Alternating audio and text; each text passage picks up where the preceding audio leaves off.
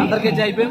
మరి సోదరులారా, మరి రాష్ట్ర ప్రభుత్వం కానీ తెలంగాణ ప్రభుత్వం కానీ ఎస్సీ వర్గీకరణకి అత్యుత్సాహం ప్రవర్తించడం మరి చాలా బాధాకరం. ఎందుకంటే మరి దేశంలోని ఎన్ని రాష్ట్రాలు ఉన్నాయి, దేశంలోని అత్యంత జనాభా ఉన్న రాష్ట్రాలు కూడా ఎస్సీ వర్గీకరణకి సానుకూలంగా లేవు.